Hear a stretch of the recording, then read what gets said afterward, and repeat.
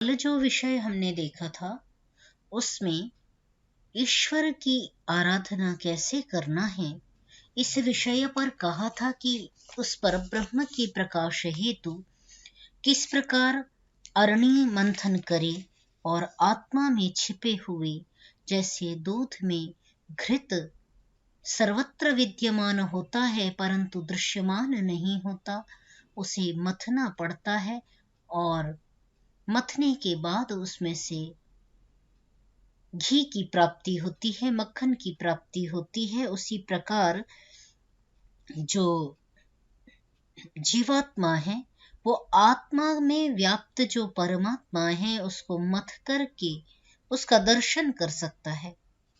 तो उसी विषय को कैसे वो मथे, अब उसकी साधनों की चर्चा आरंभ की जा रही है कि साधन क्या है, उस साध्य को साधने का किस प्रकार साधे, ये बताते हुए यहाँ पर यजुर्वेद के 11वें अध्याय के इन 5 मंत्रों को यथावत साक्षात यजुर्वेद से लिया गया है। जैसा कि हमने श्वेताश्वतर उपनिषद आरंभ करने से पूर्व ये चर्चा की थी कि ये जो है यजुर्वेद का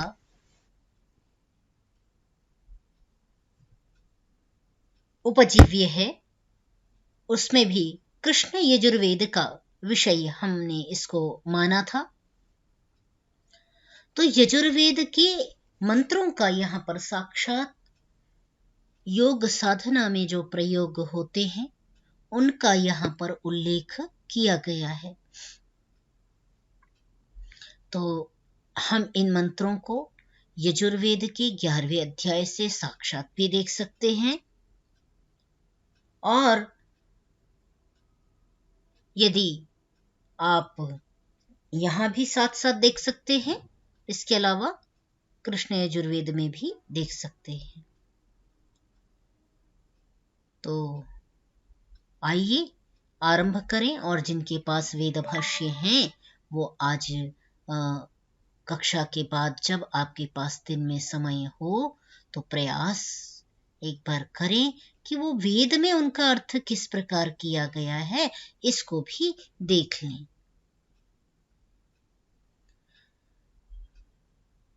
आरंभ करते हैं। युञ्जानः प्रथमं मनस्तत्त्वाय सविता धियः अग्निर्ज्योतिर्निचाय्य पृथिव्या अध्याभरत। ये यजुर्वेद के 11वें अध्याय का मंत्र है।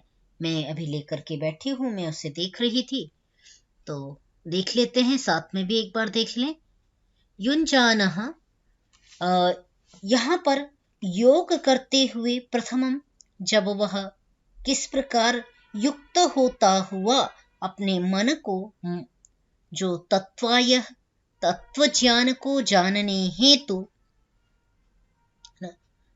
प्रथमम पहले मन को परमेश्वर में युक्त करता हुआ, सविता जो है सर्व जगत का जो उत्पादक है, गायत्री मंत्र का देवता भी हम सविता करते हैं ना।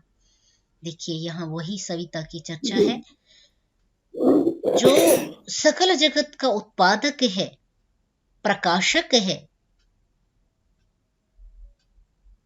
वह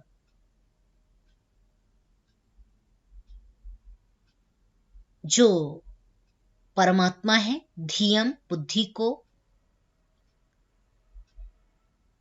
अपनी कृपा से क्या करता है, युक्त करता है। और जब वो हमारी धी को युक्त करता है, बड़ा यहाँ पर व्याख्याकार ने बड़ी अच्छी बात की ओर हमारा ध्यान आकर्षित किया है। इस व्याख्या को जब आप देखेंगे, जिस व्याख्याकार को ने की व्याख्या को हम यहाँ पर देख रहे हैं स्क्रीन पर भी, जिसका हम दर्शन कर रहे हैं, बड़ी अच्छी बात की ओर हमारा ध्यान यहाँ पर आकर्षित कर रहे हैं कि धी और बुद्धि दो भिन्न तत्व हैं। तो उन धी ही और बुद्धि को नहीं, धी ही और मन को, हाँ, धी ही और मन दोनों का यहाँ पर नाम लिया गया है। मनः तत्व की स्थिति, जैसे हम पीछे सांख्य तत्व के तत्वों को देखते हुए आए हैं, तो मन की स्थिति क्या है और धीहि की स्थिति क्या है, उसको भी यहां पर ध्यान रखना है। तो धीयम जो बुद्धि है, उस बुद्धि को परमात्मा युक्त करता है। धीयः बहुवचन में किया हुआ है, धीहि धियौ धियः, धीयम धियौ धीयः, द्वितीया का बहुवचन है ना। तो बुद्धियों को वह परमात्मा क्या करता है, अपने में युक्त करता है। आप देखें अधिकांश स्थलों पर वेद में धीयः शब्द बहुवचन प्रयोग है। जब मैंने गायत्री की व्याख्या की थी तब भी इस बात को रखा था, धियो यो नः प्रचोदयात्। धीयः पद यहां भी बहुवचनांत प्रयोग किया गया है।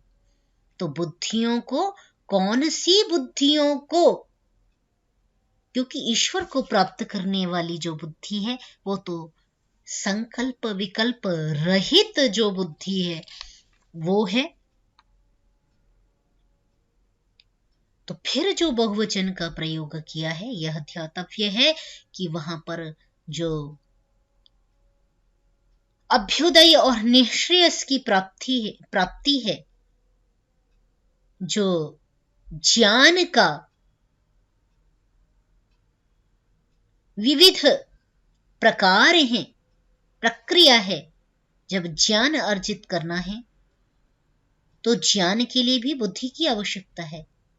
अविद्या जिसको हमने कहा, अपरा विद्या जिसको हमने कहा, उस सब के लिए भी तो बुद्धि की आवश्यकता है। तो वो जो अभ्युदय के हेतु जिस बुद्धि की आवश्यकता है और निःश्रेयस की प्राप्ति के हेतु उस तरह का कर्म करते हुए उपासना का जो अंतिम लक्ष्य है, तो उस कर्म में भी वैसे ही बुद्धि संयुक्त हो सके, उपासना में भी वैसे ही बुद्धि संयुक्त हो सके, इसलिए धीयः पद बहुवचनांत प्रयोग किया गया है।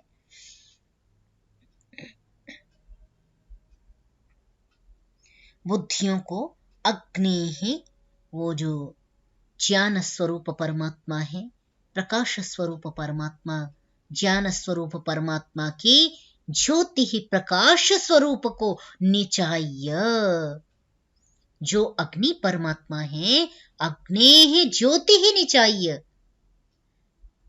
जो प्रकाश स्वरूप ज्ञान स्वरूप परमात्मा है, अग्नि से क्या किया, ज्ञान स्वरूप, ज्ञान गमन प्राप्ति। इसीलिए उसका त्रिविध अर्थ स्वामी दयानंद सरस्वती भाष्य करते हुए करते हैं कि गत्यर्थाः गतेस्त्रयोर्थाः ज्ञानम गमनम प्राप्तिश्च, ज्ञान गमन और प्राप्ति।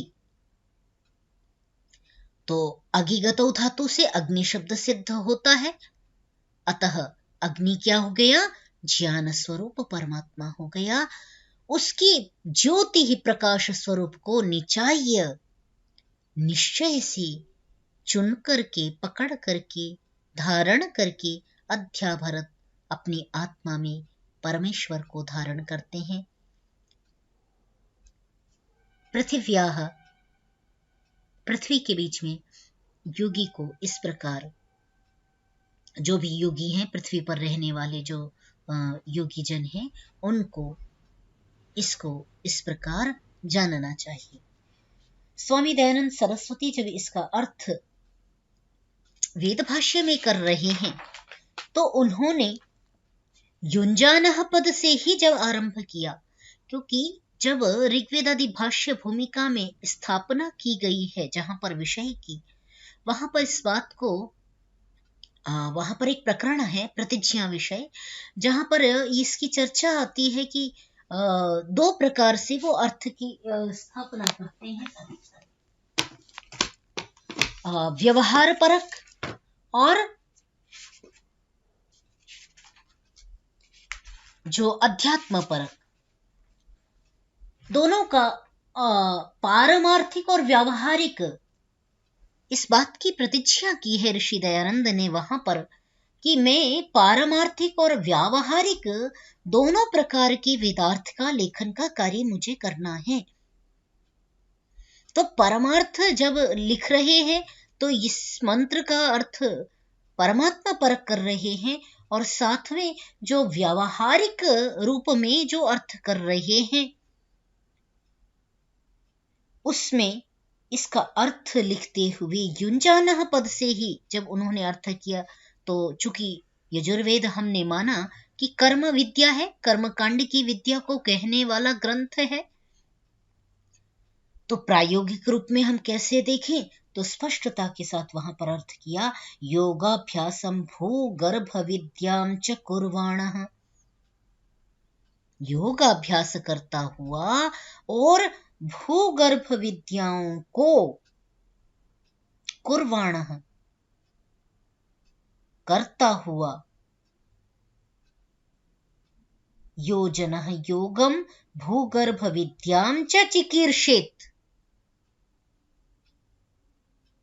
स यमादिभिः क्रिया कौशलैश्च अंतःकरणं पवित्रीकृत्य तत्त्वानां विज्ञानाय प्रज्ञां समज्य एतानि गुणकर्म स्वभावतः विदित्वा उपयुञ्जीत पुनर्यत् प्रकाशमानानां सूर्यादीनां प्रकाशकं ब्रह्म अस्ति तद्विज्ञाय स्वात्मनि निश्चित्य सर्वाणि स्वपर प्रयोजनानि साधुयात्। बड़ी अच्छी बात वहां पर कह रहे हैं कि योग तो करेगा ही, परंतु बिना ब्रह्मांड के रहस्य को जाने वो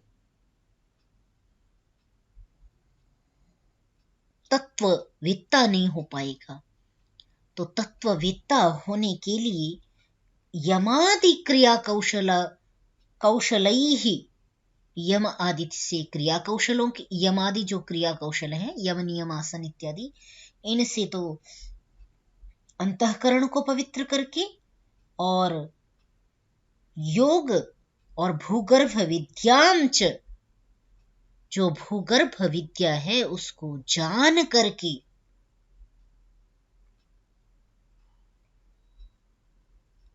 गुण कर्म स्वभाव से इनको जान करके सूर्यादि जो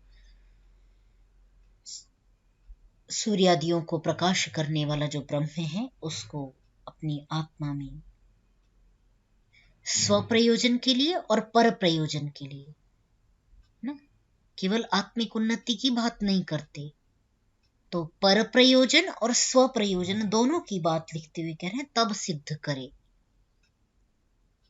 इसी मंत्र का अर्थ करते हुए किया है ना। तो जो ऐश्वर्यम इच्छुः ऐसा कहा, तत्वाय परमेश्वरादीनां पदार्थानां भावाय, तत्व का अर्थ किया परमेश्वर इत्यादि पदार्थों का, केवल परमेश्वर नहीं, भूगर्भ विद्यादि जो पदार्थ हैं उन सब का के ऐश्वर्यम इच्छु, ऐश्वर्य को चाहने वाला, इच्छु पद का प्रयोग किया है, धियः धारणात्मिका अंतःकरण वृत्ति ही, ठीक है। तो इस प्रकार इसका व्यवहार परक और अध्यात्म परक, परमार्थ परक अर्थ इसका वेद भाष्य में प्राप्त हो रहा है। तो उसको अवश्य देखिए, क्योंकि ये वेद मंत्र साक्षात 5 मंत्र यहाँ पर यजुर्वेद के 11वें अध्याय के साक्षात लिए गए हैं, और यहाँ भी व्याख्याकार ने भी बहुत अच्छे से, ज्यादा आगे हो गया, बहुत अच्छे से इनका यहाँ पर विस्तार से वर्णन किया है, तो उसको भी हम देखेंगे तो स्पष्टता बनेगी ना।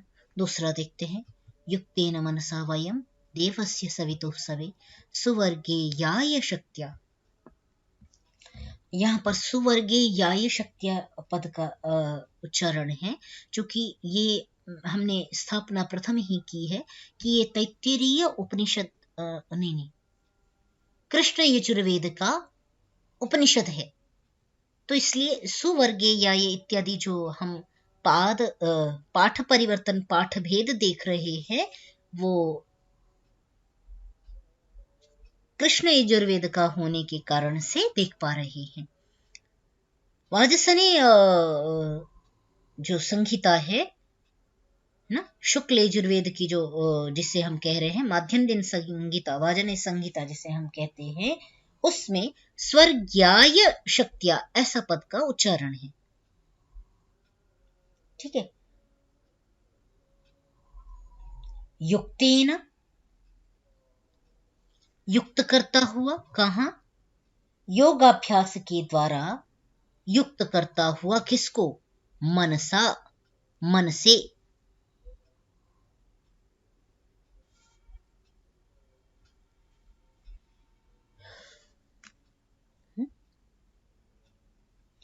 योगाभ्यास और मन के द्वारा वयम योगिनः सर्वद्योतकस्य, जो देव है, सबको द्योतित करने वाला, सकल जगत का उत्पादक जो सविता देव है, सवे जगत के समस्त ऐश्वर्यों की प्राप्ति के लिए स्वर्ग्याय स्वः सुखम गच्छति येन तद्भावाय, जिससे समस्त सुख उत्पन्न होते हैं, उस सुख प्राप्ति, सुख प्रदाता परमात्मा की प्राप्ति के लिए, सवे है ना, सुख, उस परमात्मा से सुख की प्राप्ति के लिए स्वर्ग्याय शक्त्या, सुख की प्राप्ति के लिए। अच्छा, सवे का अर्थ किया जब शु प्रसवैश्वर्य जो धातु है ना, तो प्रसव और ऐश्वर्य, तो सविता का हम अर्थ करते हैं उत्पादक, है ना, शुंग प्रसवे, और यहां पर सवे ऐश्वर्य की प्राप्ति के लिए या प्रेरणा के लिए शु। तो जो सविता ब्रह्म है उसकी प्रेरणा में सुवर्ग्याय, सुख की प्राप्ति के लिए, शक्त्या, यथाशक्ति यथा सामर्थ्य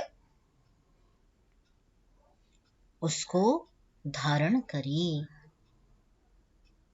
ये मंत्रार्थ में जब इसको देख रहे हैं तो जो मनुष्य परमेश्वर की इस सृष्टि में समाहित हुए योगाभ्यास और तत्व विद्या को यथाशक्ति सेवन करें, उनमें सुंदर आत्मज्ञान के प्रकाश से युक्त हुए योग और पदार्थ विद्या का अभ्यास करें तो अवश्य सिद्धियों की प्राप्ति हो जावे। सिद्धियों की प्राप्ति हेतु इसमें कहा गया कि योगाभ्यास और तत्व विद्या का यथाशक्ति सेवन करें। तो तत्वों के विषय में जानना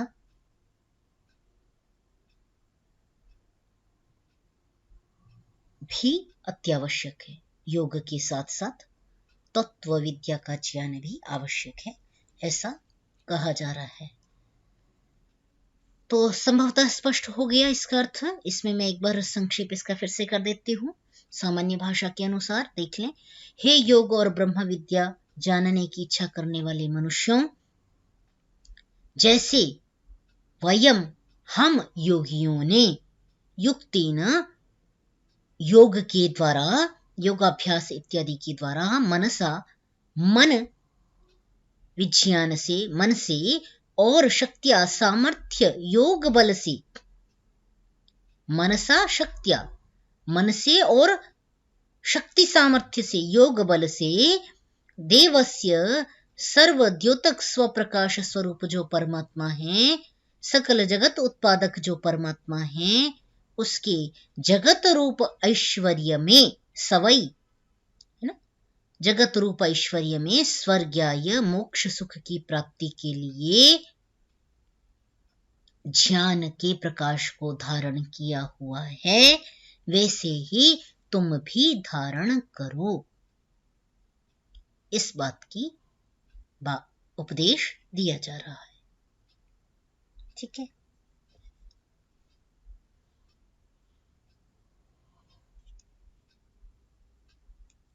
ठीक है? जी कठिन हो रहा है क्या? नहीं ठीक है। नहीं, ठीक हो रहा है। महोदय, सवे मध्ये प्रातिपादिकं किम् अस्ति? प्रातिपदिक शु ही है। ये है ना सूत्र, वो तवई प्रत्यय हो जाता है वेद विषय में। तवई तवैन पूरा सूत्र है। छंदस्य क्या देव हुई बड़ी, नहीं ये वाला नहीं है। तवई तवैन करके सूत्र है जिससे तवई प्रत्यय होता है। सूत्र थोड़ा सा भूल रही हूँ। वेद विषय में तृतीय अध्याय का सूत्र है, प्रथम पाद का, जिससे सवई शब्द का यहाँ पर निर्माण हो रहा है। ये वेद विषय में बन रहा है सवई। मैं देखूं इसको, जस्ट 1 मिनट दीजिए। अच्छा, तो कहीं तवे लिखा है, सवे वस्तुतः है, यहाँ पर सवई लिख रहे हैं, क्यों पता नहीं। भाषा प्रिंटिंग दोष हो सकता है।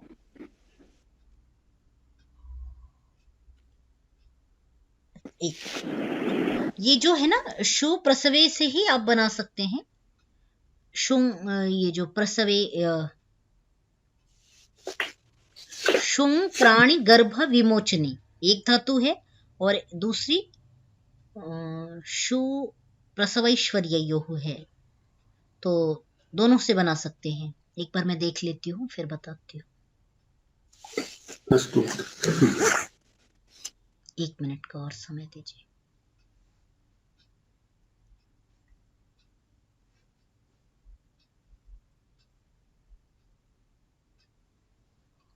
शुं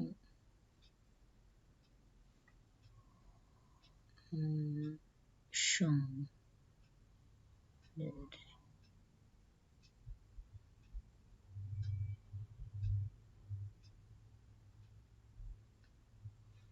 संभवतः यही दोनों धातु हैं। एक बार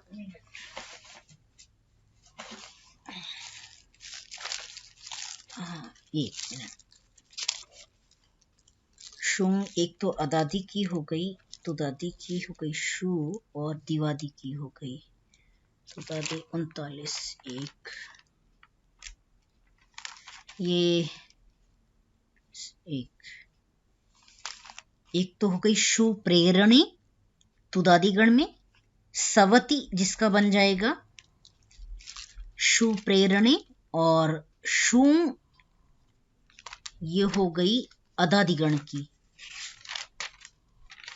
25। शु प्राणी गर्भ विमोचने, सूते जिसका बनाते हैं, है ना?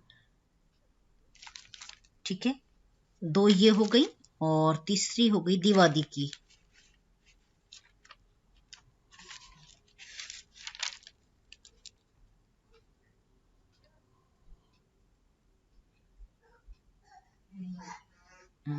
शुं प्राणी प्रसवी, तो लगभग तीनों ही समान अर्थ में ही दिखाई दे रही हैं, है ना? शु प्रेरणे, शुं प्राणी गर्भ विमोचने, और शुं प्राणी प्रसवी। ठीक है, तो प्रसव अर्थ में, प्राणियों की प्रसव अर्थ में, प्रेरणा अर्थ में, जैसे प्रेरणा अर्थ बार बार यहाँ किया जा रहा है, तो प्रेरणा अर्थ इसी के कारण से है, तुदादिगण की जो धातु है उसके कारण से ही इसका प्रेरणा अर्थ लिया गया है।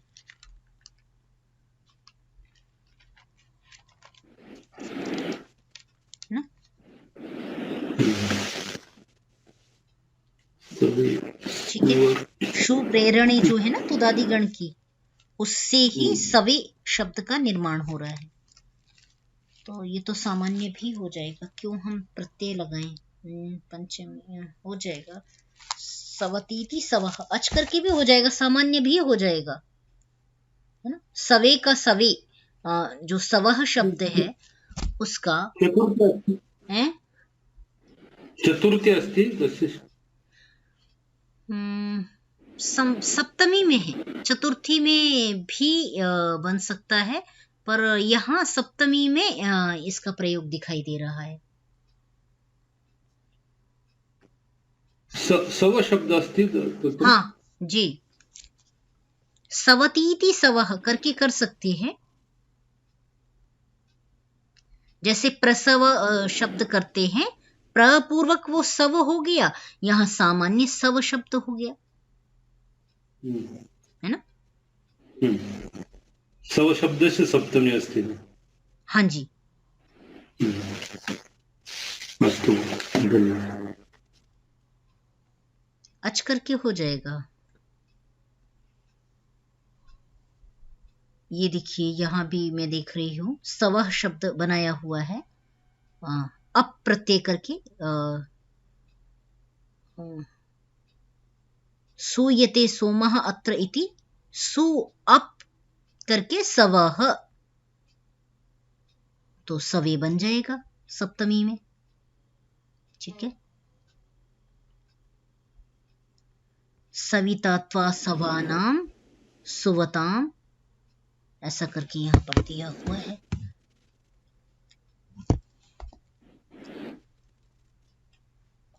अप्रत्यय करके बन जाएगा। ठीक है, धन्यवाद। मुझे वो सवई शब्द जब मैंने देखा तो मुझे थोड़ा सा भ्रम हुआ कि सवई में तो तवई प्रत्यय है, पर सवे है तो सामान्यतः हो जाएगा। सव शब्दस्य एव भवितुमर्हति।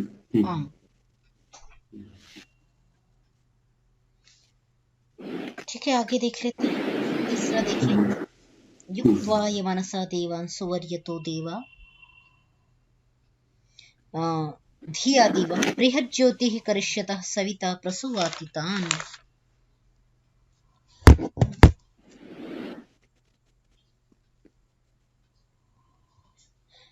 युक्त्वाय मनसा देवान्, युक्त होकर के, युक्तम कृत्वा युक्त करके, जो देव हैं, मनसा मन के द्वारा, देवों को,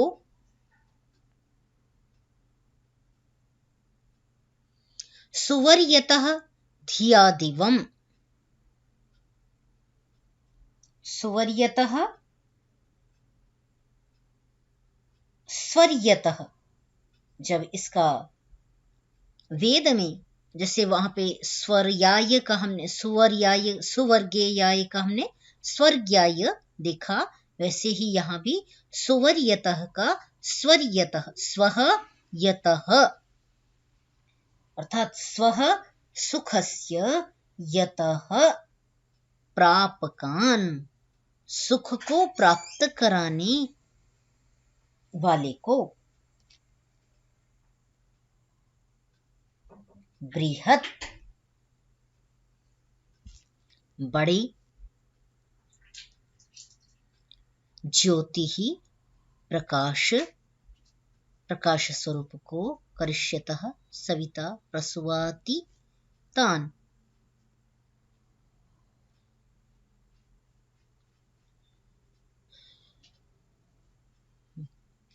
वो अपनी बुद्धि के साथ, धिया, धिया जो है बुद्धि के साथ, प्रसूवाति जो आनंद स्वरूप परमात्मा है उसके प्रकाश से युक्त होता है, अपनी आत्मा को प्रकाश स्वरूप करता है।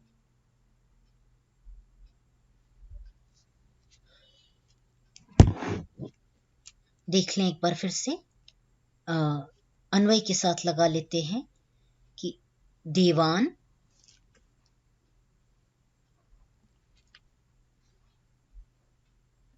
तान, है ना, जो योगाभ्यास इत्यादि की किए जाने से,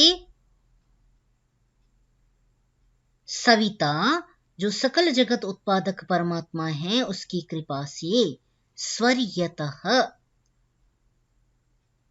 अत्यंत सुख से, धिया यानी अत्यंत सुख को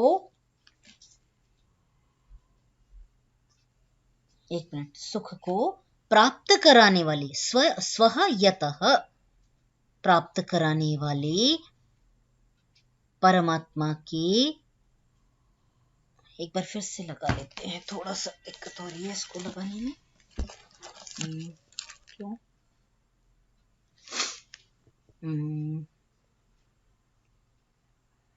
युञ्जाये सविता देवान् स्वर्यतः यान् सविता परमात्मनि मनः युक्त्वाय धिया दिवं स्वर्यतः बृहज्योति करिष्यतः देवान् प्रसुवाति तान् अन्योपि सविता प्रसुवेत्। अच्छा ठीक है।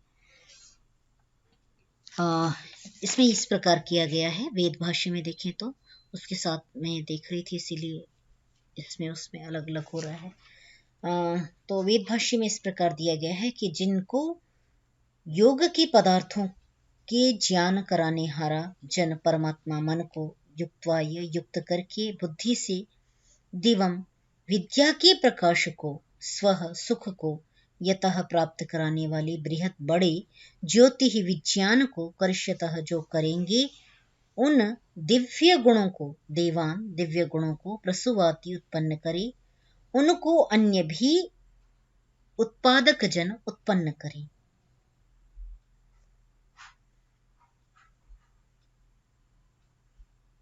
तो सामान्यतः हम इसको इस प्रकार समझ सकते हैं कि जो सविता परमात्मा का जो प्रकाश है उससे बुद्धि को युक्त करके, है ना, और बुद्धि को युक्त करके विद्या के प्रकाश से सुख को प्राप्त करने के लिए बड़े बड़े विज्ञान को जो करते हैं वे परमात्मा के सुख को या आत्मा में परमात्मा का प्रकाश कर पाते हैं। ठीक है, प्रसुवाते उसको उत्पन्न कर पाते हैं। सीधा सीधा इसी प्रकार देख सकते हैं, है ना। ठीक है,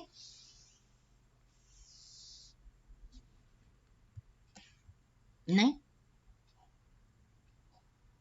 प्रभाकर जी? हाँ महोदय, कर सकते हैं ना। मन को युक्त करके, अपनी बुद्धि को वहां पर युक्त करके स्वर्यतः सुख की प्राप्ति हेतु जो बृहत ज्योति है, परमात्मा की ज्योति है या जो तत्वों की ज्योति है, उसको सिद्ध करके अपने अंदर भी प्रसुवाती उसके प्रकाश को उत्पन्न करता है और प्रकाशित करता है, अर्थात परमात्मा का दर्शन करता है।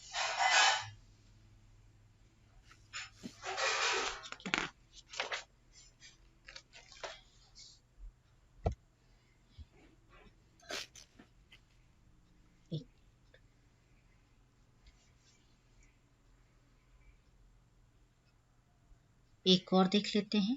युञ्जते मनो उत युञ्जते धिया विप्रा मनसो विप्रस्य बृहतो विपश्चितः विहोत्र दधे वयुना विदेक इन्महि देवस्य सवितुः परिष्टुतिः।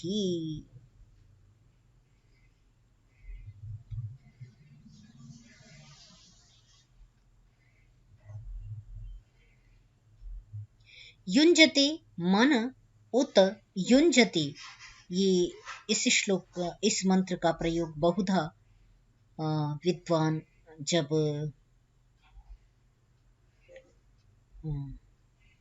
अपने वक्तव्य को रखते हैं, प्रवचन को करते हैं, तब भी इस मंत्र का प्रयोग करते हैं। और सरस्वती उपासना जो कही जाती है, विद्या की उपासना जो कही जाती है, उसमें भी इसका प्रयोग किया जाता है कि विद्या की स्तुति करते हुए भी जो धिया विद्वान लोग हैं वो अपनी बुद्धि की प्रार्थना करते हैं, तो इसलिए भी इस मंत्र का प्रयोग किया जाता है कि विद्यारंभ करते समय, विद्या सरस्वती है तो उसकी उपासना करते समय, विद्यारंभ करते समय भी इस मंत्र का उच्चारण किया जाता है। देख लेते हैं इसके भाव को। युञ्जते मन उत युञ्जति, जो होत्रा है, होता गण है, कौन? जो योगी है वह विप्राः विप्रस्य बृहतः विपश्चितः। जो विप्र परमात्मा है उसकी विप्रस्य बृहतः विपश्चितः। विप्राः जो ब्राह्मण विद्वान हैं वे विप्र की बृहत विपश्चितः जो परमात्मा की विशेष बुद्धि है ना। विप्रस्य जो जगत को पालने हारा परमात्मा है उसकी विशेष महान विपश्चितः महान ज्ञान से धियः बुद्धियों को और मन को युञ्जते युक्त करते हैं। धियः युञ्जते उत मनः युञ्जते। मन को युक्त करते हैं अनंतर धियः बुद्धि को युक्त करते हैं। क्रमशः चल रहे हैं तो पहले मन का नियंत्रण अनंतर बुद्धि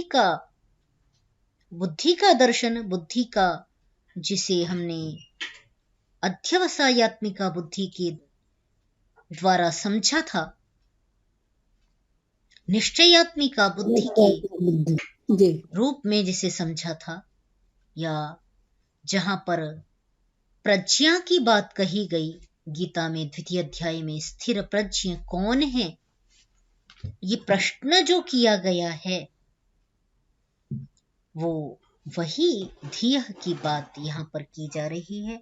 चूंकि योग के माध्यम से कह रहे हैं तो भाषा यद्यपि हम आगे पीछे कर रहे हैं या कर हो जाए, परंतु भाव वही चल रहा है कि किस प्रकार योग साधना के द्वारा, प्रकरण वही चल रहा है कि योग साधना के द्वारा किस प्रकार बुद्धि को युक्त करना है, किस प्रकार मन को युक्त करना है। तो यहाँ भी जो विप्र परमात्मा है उसकी जो संतान जो विप्र ब्राह्मण है योगी, वह अपने मन और बुद्धि को किस प्रकार युक्त करे, इसके विषय में चर्चा की जा रही है। वयुनावित्त आगे जो कहा जा रहा है, जो परमात्मा है वो कैसा है, वयुनावित्त, समस्त कर्मों को जानने वाला है, समस्त प्रज्ञान को जानने वाला है, समस्त प्रज्ञाओं को जानने वाला है। तो जो वयुनावित परमात्मा है, एकः जो एक है, विदधे उसने ही समस्त जगत को धारण किया हुआ है। महीदेवस्य सवितुः जो मही सबसे बड़ी है ना, बड़ी परिष्टुति ही, देव की स्तुति, परिष्टुति माने सब ओर से स्तुति करने वाला, सविता देव की सबसे बड़ी स्तुति करने वाला जो मनुष्य है वो उसको प्राप्त कर लेता है। तो अपने बुद्धि मन को युक्त करके जो कर्मों को जानने वाला एक इस सृष्टि का कर्ता, पालयिता और संहर्ता जो एक है ना। तो कल यदि हमने इस बात की चर्चा की थी कि वो अलग अलग रूपों में नहीं है, ब्रह्मा विष्णु महेश उसके रूप अलग नहीं है अपितु एक ही है। तो वो जो एक वयुनावित एकः जो एक है, महीदेवस्य अपनी बड़ी स्तुति के द्वारा उस सविता देव की परिष्टुति ही विशेष स्तुतियों के द्वारा सब ओर से स्तुति से उसको जो धारण करता है वो उसको प्राप्त कर लेता है। ठीक है,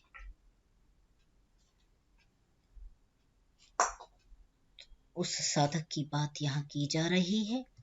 संक्षेप में सारांश में कहें, जो योगी साधक जो योग विद्या के द्वारा बारंबार युञ्जानः युक्त्वाय युच धातु का प्रयोग करते हुए युङ्क्ते युङ्क्ते पद का प्रयोग किया जा रहा है, जो स्पष्टता के साथ ये जो इंद्रियां हैं, जो देव हैं, 11 देव हैं, इन 11 देव के विषय में कि जो इनको युक्त करता है, इनको युक्त करते हुए मन को बुद्धि में, बुद्धि को आत्मा में लगा देता है, वह उसके स्वरूप को प्रकट कर लेता है, उसका दर्शन कर लेता है, उसको प्राप्त कर लेता है। इस भाव की स्थापना यहाँ पर की गई। आज के लिए इतना ही।